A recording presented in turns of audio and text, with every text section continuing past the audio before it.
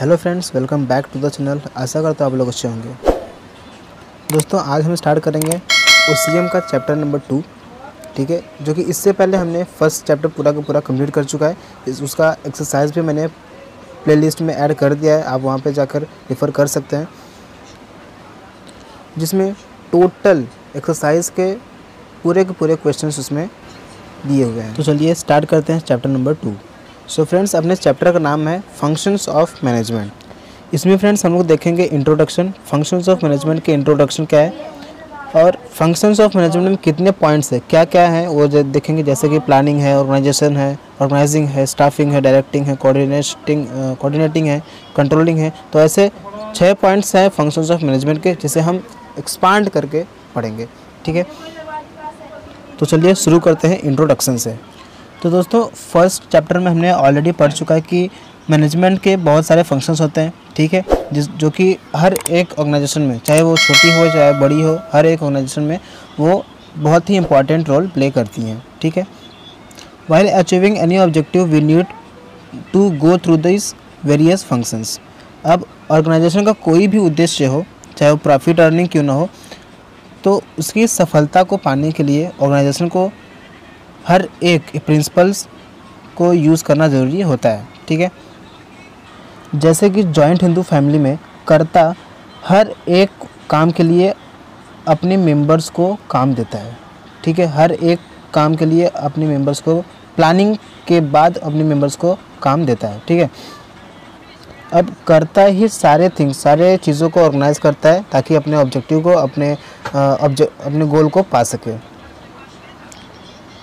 तो दोस्तों, अब आप कहेंगे कि कर्ता होता कौन है। कर्ता दोस्तों वो होता है जो बिज़नेस में, ठीक है, जैसे कि सोनार को पकड़ लीजिए। सोनार क्या करता है कि सोनार सोने की जो ज्वेलरी है उसको बेचता है। तो जब उसकी टाइम हो जाता है डेथ होने का, या फिर जब उसकी डेथ हो जाती है, तो उसके जो बच्चे होते हैं वो संभालते हैं, यानी कि जनरेशन टू जनरेशन ये काम करता है, ठीक है। एक मर गया तो दूसरा मर गया तो चौथा, ऐसा मतलब डायरेक्ट जनरेशन के हिसाब से बना रहता है, ठीक है। तो इसे कहते हैं कर्ता।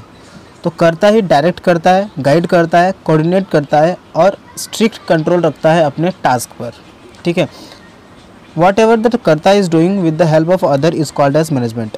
जो कुछ भी कर्ता करता है, जो कुछ भी काम कर्ता करता है, उसे कहते हैं management. Similarly the success of every business organisation is an outcome of effective and efficient management.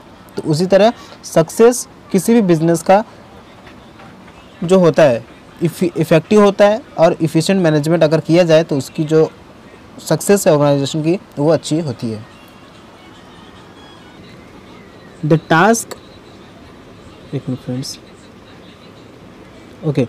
Task which are taken to achieve organisational goal is called management.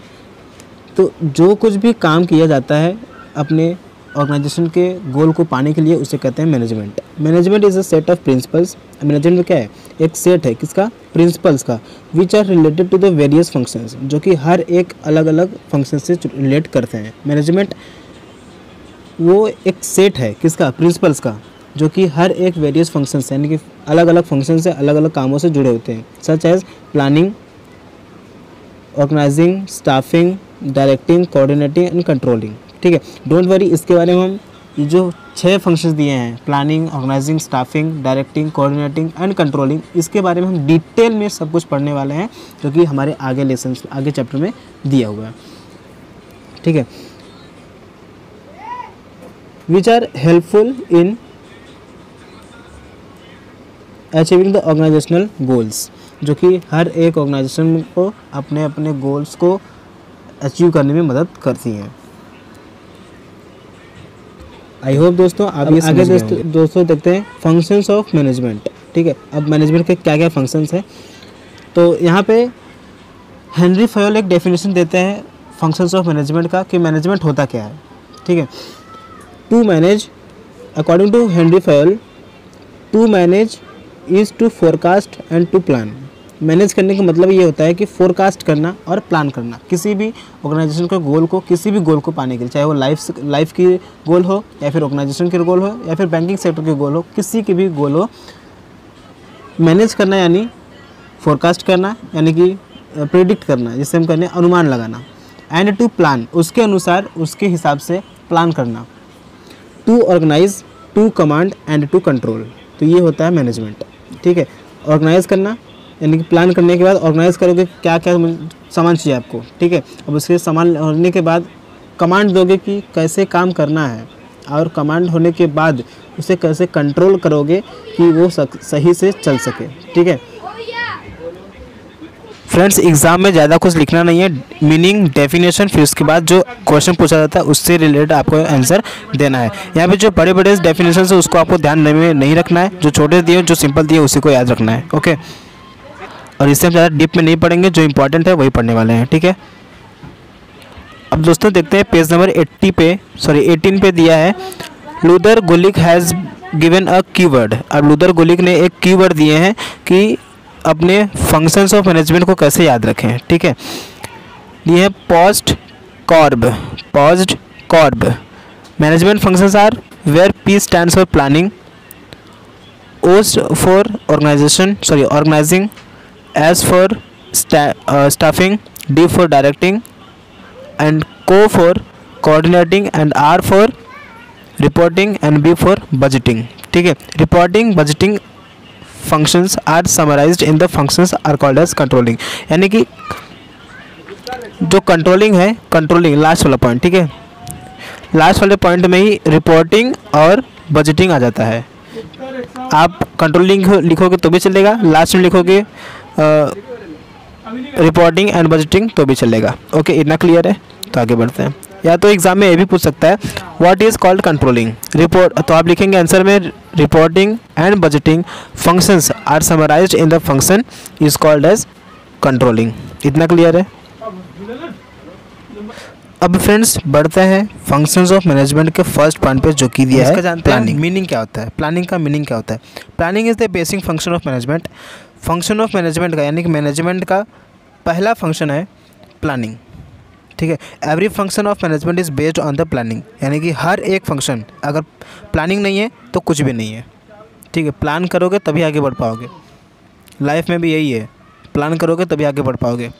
तो यहाँ पे दिया है कि प्लानिंग अगर नहीं है तो कुछ भी नहीं है, क्योंकि हर एक फंक्शन ऑफ मैनेजमेंट बेस है किस पे? प्लानिंग पे।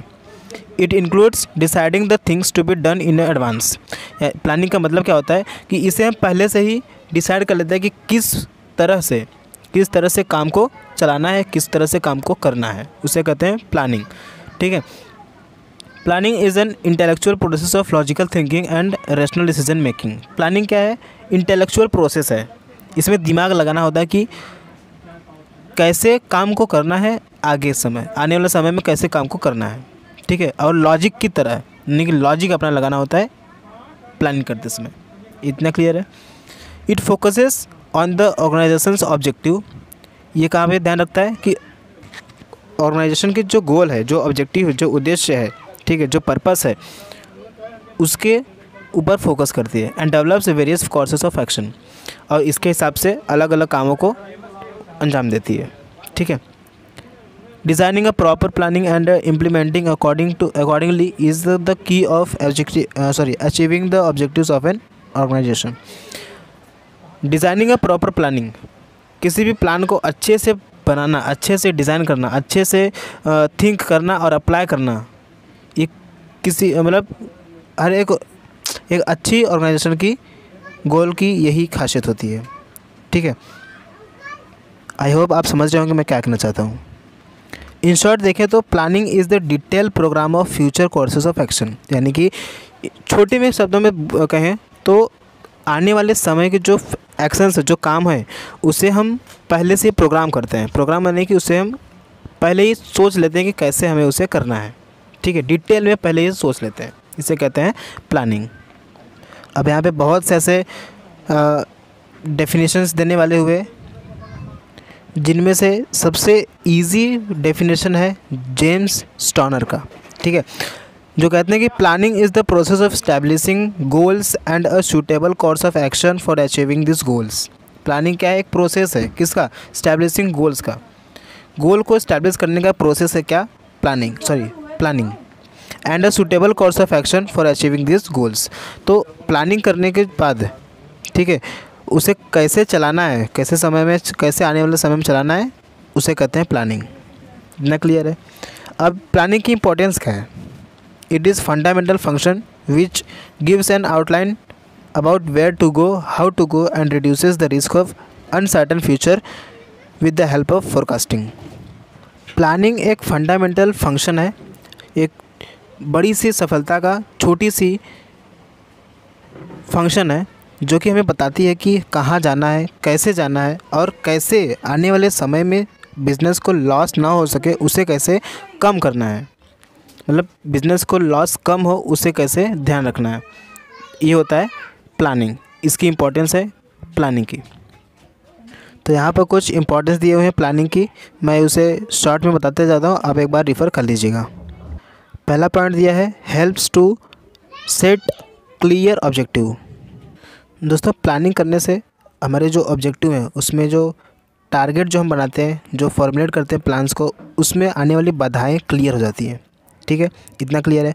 नेक्स्ट पॉइंट है प्रोवाइड्स पाथ ऑफ एक्शन। तो दूसरा जो इम्पोर्टेंस है फ्रेंड्स प्लानिंग का, ये बताता है कि जो हम ऑब्जेक्टिव रखे होते हैं बिज़नेस का, उसे पाने के लिए हमें जो जो काम लगाए होते हैं, जो जो हम प्लान किए होते हैं, उसे कैसे करना है डायरेक्ट करता है ये। They act as a guide and they provide एक direction for doing the right things at the right time with the right way.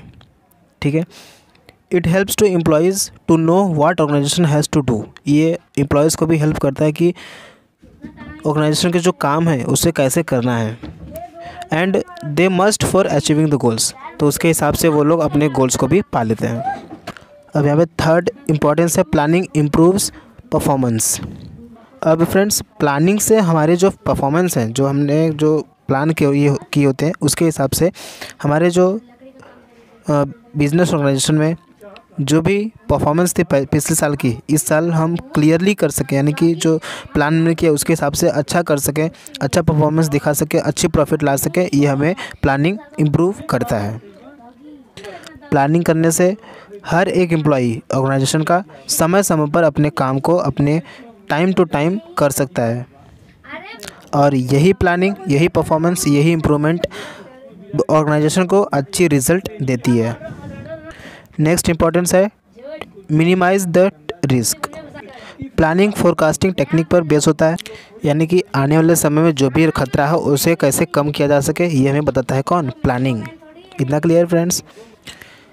It is the process of looking into the future and anticipating the future changes. इसका मतलब ये है कि आने वाले समय को देखना, ये होता है प्लानिंग। ठीक है, ये प्रोसेस है कि इसका आने वाले समय में जो भी खतरा हो उसे देख लेना और उसे देखने के बाद उसे कम कर देना। ठीक है, पूरी तरह से हटा तो नहीं सकते बट कम कर सकते हैं, उसे हम कहते हैं प्लानिंग। अब फ्रेंड्स फिफ्थ इंपॉर्टेंस है planning leads to optimum utilisation of resources. अब पांचवी इंपॉर्टेंस ये है फ्रेंड्स कि जो रिसोर्सेज बिज़नेस के पास है, जो कुछ भी रिसोर्सेज अवेलेबल है बिज़नेस के पास, उसका सही से यूटिलाइज़ करें, ना कि उसके एडवांस में ला के रखे और उसका नया नया उपयोग करें, उसको यूज़ नहीं करना है। ठीक, उतना हमें यूज़ नहीं करना ताकि जिससे हमारे जो एक्सपेंस है वो बढ़ जाए। जो हमारे पास पहले से अवेलेबल है उसे सही से यूज़ करना है, रिसाइकिल करना है। ठीक है, उसको सही से यूज़ करना है, उसे कहते हैं utilisation of resources, optimum utilisation of resources. अब सिक्स्थ पॉइंट है हेल्प्स इन डिसीजन मेकिंग। ये तो फ्रेंड्स आप सभी जानते हो कि मैनेजमेंट है, ऑर्गेनाइजेशन है, तो बहुत सारी डिफ़िकल्टीज़, बहुत सारे अल्टरनेटिव्स तो बिज़नेस में आएंगी ही। ठीक है, तो उसे एक मिनट, उस अल्टरनेटिव को फेस करने के लिए हमें डिसीजन तो लेना ही पड़ेगा। ठीक है, जिसकी वजह से हम प्लानिंग करते हैं।